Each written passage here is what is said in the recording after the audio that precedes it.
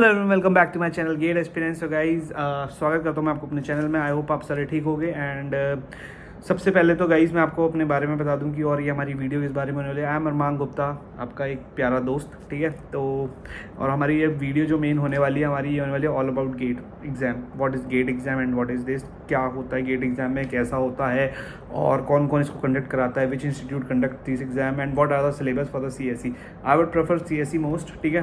तो जैसा भी है, सबसे पहले हाँ भाई, आज तुम्हारे साथ एक इंटरेस्टिंग चीज़ बताऊँ। देखो भाई, आज गाइस मैं आज गया था रैपिडो चलाने, थोड़ी देर के लिए चलाई थी मैंने, 1 घंटे के लिए मैंने 100 रुपये कमाए, ठीक है। तो चलो नाम, कोई बात नहीं भाई, कोई काम छोटा बड़ा नहीं होता, ठीक है। मैंने वीडियो भी बना रखी है, कोई काम छोटा बड़ा नहीं होता, ठीक है। चलो तो शुरू करते हैं इस वीडियो में। तो सबसे पहले हमने एक बात बताना है, गेट एग्जाम, ठीक है, क्या होता है। इस वीडियो में सिलेक्ट बताएंगे कि भाई सिलेबस तो नहीं बताने वाला, एलिजिबिलिटी क्या होती है, वेटेज, फ्यूचर ऑप्शंस क्या क्या है हमारे पास, ठीक है। और हमारे पास इसकी और मतलब डिस्ट्रीब्यूशन, मार्क्स डिस्ट्रीब्यूशन क्या क्या होता है, ठीक है। तो देखो सबसे पहले let's discuss about GATE exam. What is GATE exam? GATE is a graduate aptitude test, ठीक है, आई गेस राइट। मेरे को पता नहीं है, फुल फॉर्म नहीं पता, ठीक है। It's conducted by the top 7 IITs और प्लस ISC। टॉप 7 IITs में आपके आ जाते हैं हमारे, और ISC में, ISC ने अभी लास्ट ईयर ही कराया था हमारा। जाते हैं हमारे टॉप 7 IITs में, mainly IIT Bombay, IIT Delhi, IIT Madras, IIT Kanpur, IIT Roorkee and IIT Guwahati, yes IIT Guwahati and IIT Kharagpur. ये आपके टॉप 7 हो गए। Then along with this we have IISc as well, IISc Bangalore. लोगों को पता नहीं होता व्हाट इज़ IISc। IISc है Indian institute of science, right. तो ये IISc है, बहुत अच्छा कॉलेज है, ठीक है। IITs बॉम्बे के बराबर का प्लेसमेंट है इसमें। तो रिसर्च वगैरह जितनी भी हमारी इंडिया से जाती हैं, तो मोस्टली हमारी रिसर्चेज निकलती हैं IISc से, ठीक है। सारे पास आउट होते हैं IISc से, ठीक है।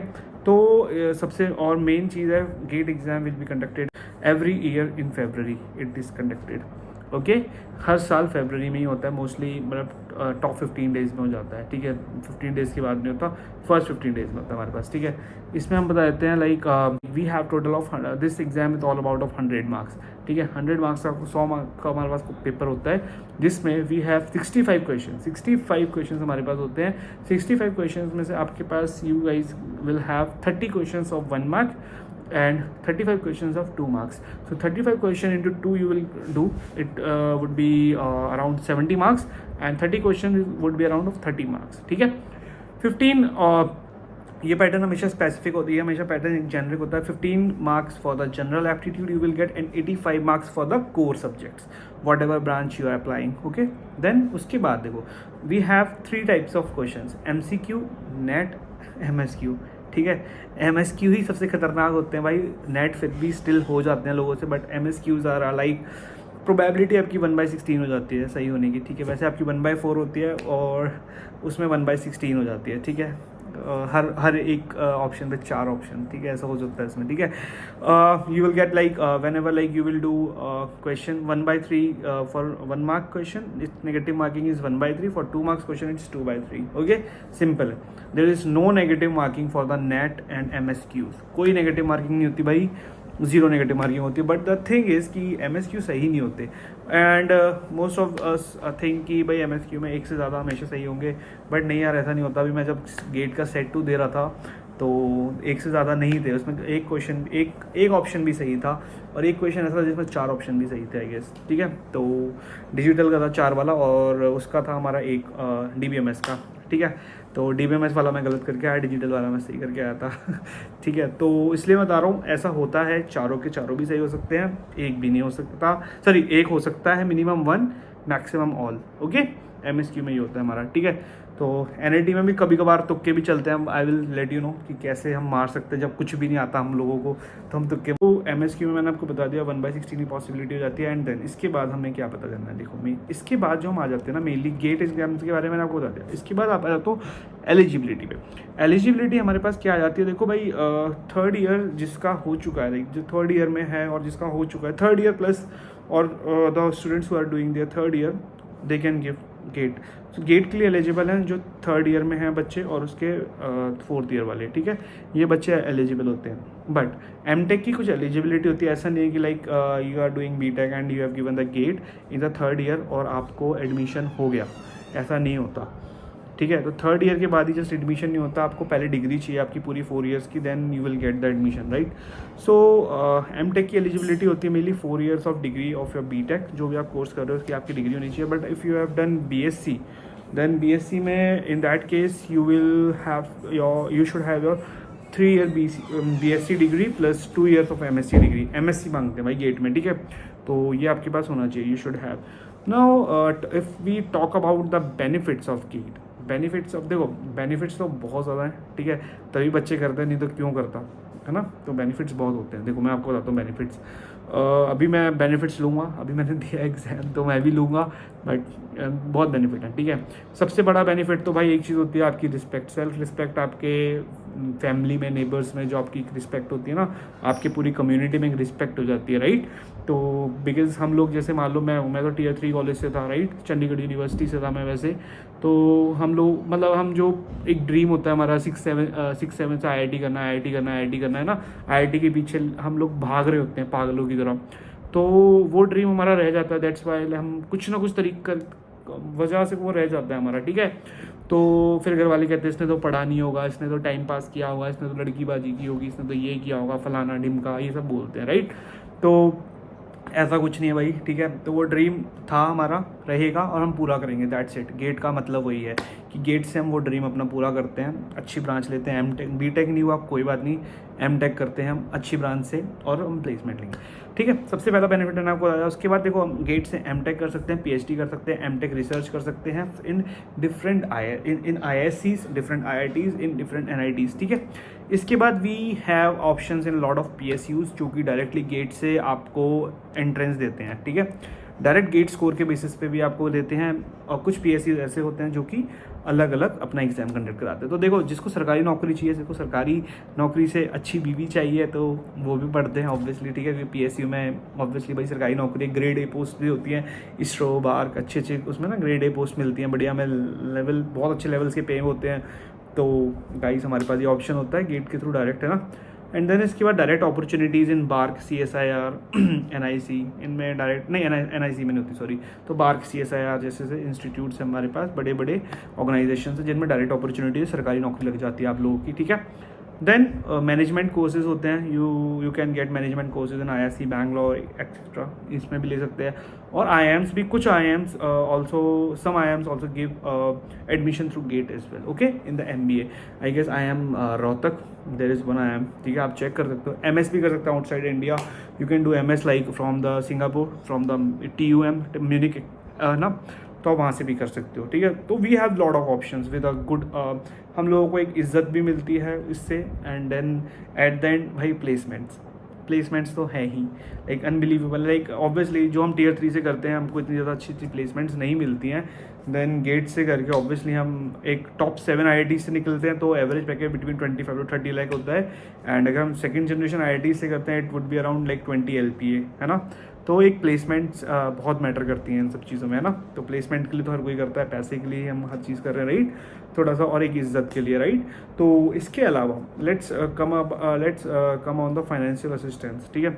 So whenever like if you are get qualified and if you have taken admission, है ना, in any college, any government college, है ना, तो आपको from the MHRD, ministry of human resource management and development, so आपको वहाँ से 12,400 मिलते हैं for the ME, M.Tech research, ठीक है, आपको इन केसेस में मिलते हैं। But if you are doing self sponsored you won't get it, ठीक है। तो इसलिए गेट के थ्रू ही करोगे तभी मिलेगा। Then if we come on the PhD, if we do the direct PhDs, then we get 28,000, that's okay.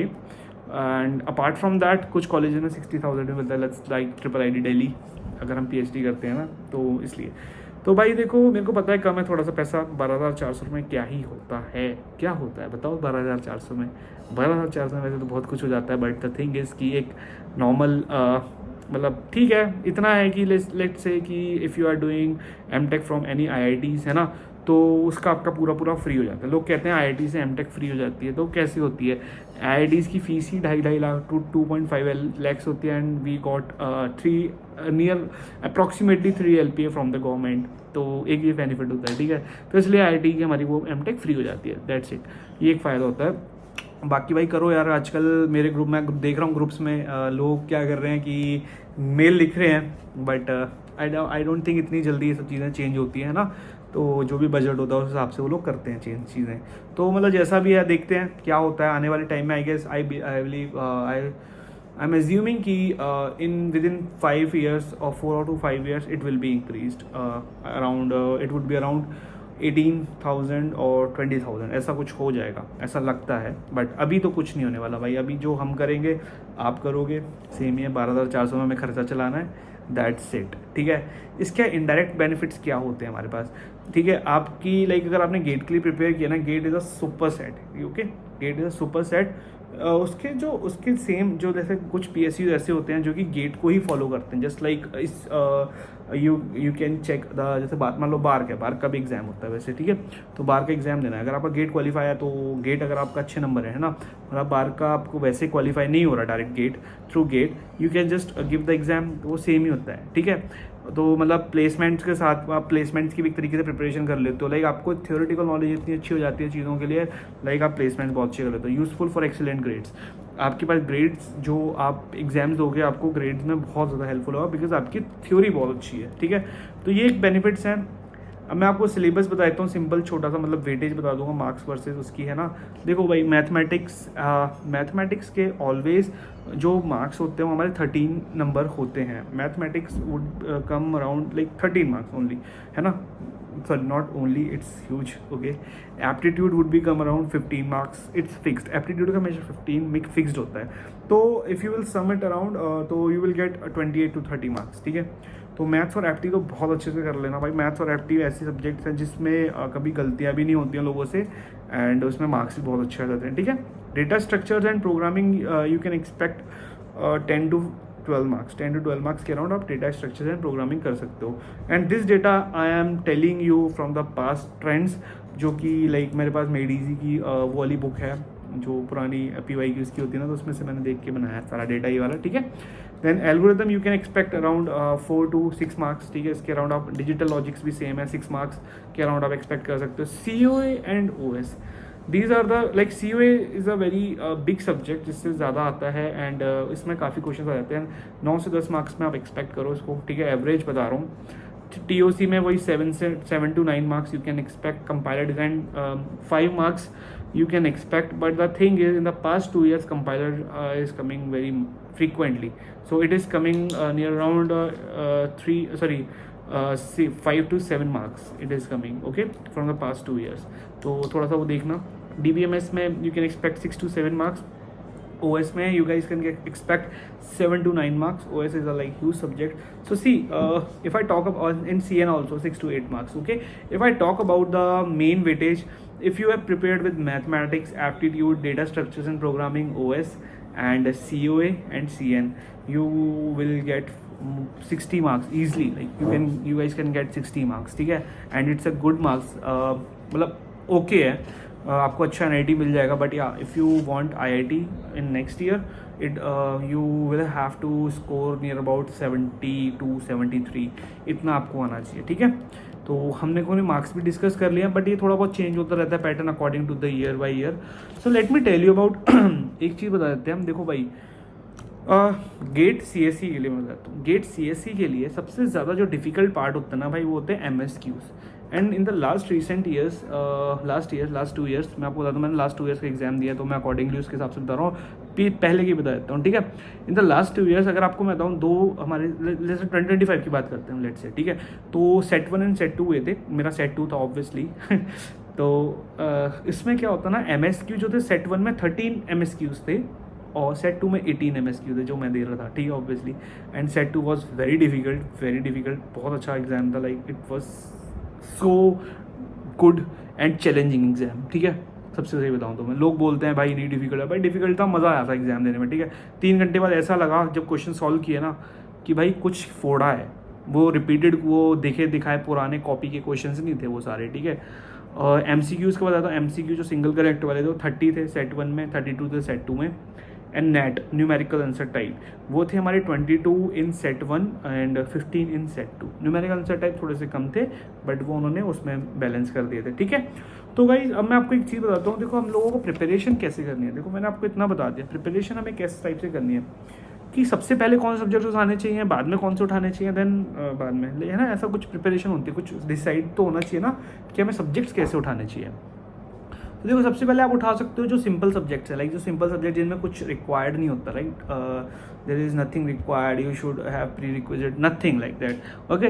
These subjects are very independent and basic knowledge subjects, I can say. The subjects are mainly the engineering maths, you can start the discrete maths, you can start, there is no prerequisite for these subjects. C programming you can start, digital logic you can start, and aptitude. These are the 5 subjects you can start without even knowing any prerequisite, okay. And for the in the next iteration, after completion of these subjects, you can start the subjects which have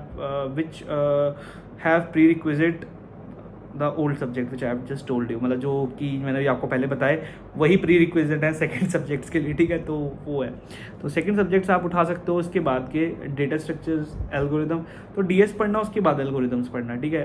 तो DS पता होगा थोड़ा, algorithms में या algo पहले पढ़ लो। एक काम करो, देखो सी प्रोग्रामिंग पढ़ना फिर डीएस पढ़ना, ठीक है। सी प्रोग्रामिंग के बाद डीएस पढ़ोगे बहुत मज़ा आएगा, ठीक है। एंड इसके अलावा देखो मैं आपको एक बात बताऊँ, डीएस से पहले एल्गो पढ़ो। मैं तो ये बोलूँगा भाई, एल्गोरिदम पढ़ोगे ना तो एक एल्गो निकालनी आएगी। डीएस पढ़ोगे ना, हैशिंग वगैरह, लिंक लिस्ट वगैरह, तो उसमें एल्गोरिदम भी अगर तुम्हें आती होगी then it would be very like interesting, है ना। तो मैं तो एल्गो पहले पढ़ा था, ठीक है, तो देन डीएस पढ़ा था। और डिजिटल लॉजिक के बाद सीओए पढ़ना है हमने, क्योंकि डिजिटल लॉजिक की कुछ चीज़ें हैं जो सीओए में यूज़ होती है, नंबर सिस्टम वगैरह होते हैं यूज़, ठीक है।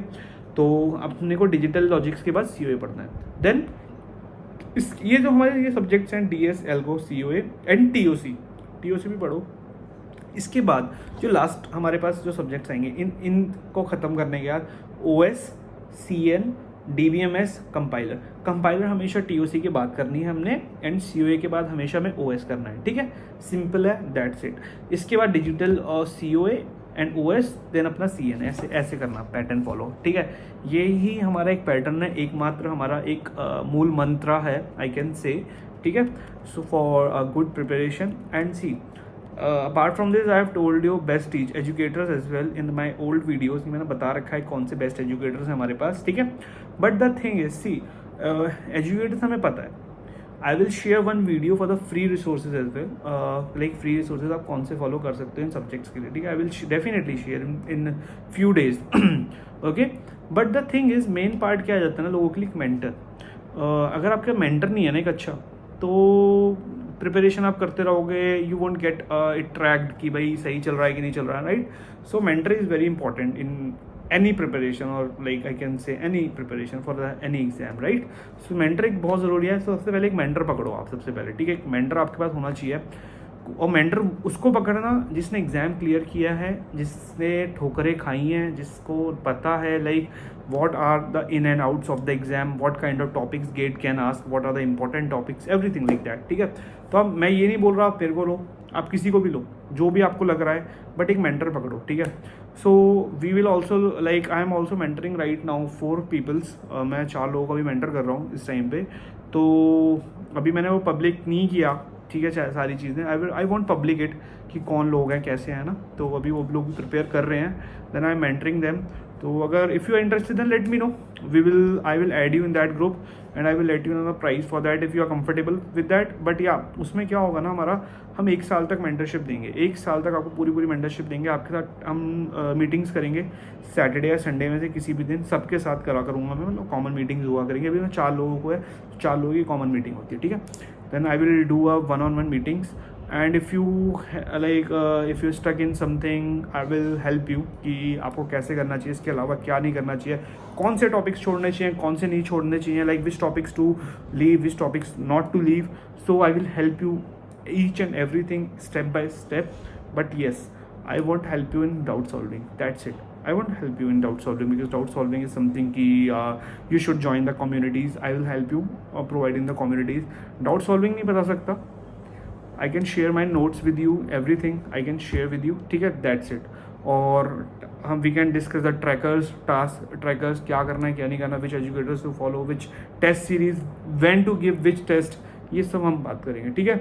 तो all the best guys for your journey and let me know if you are interested in a mentorship programme, then let me know, I will let you know the prizes, okay. All the best, good bye, good night, bye.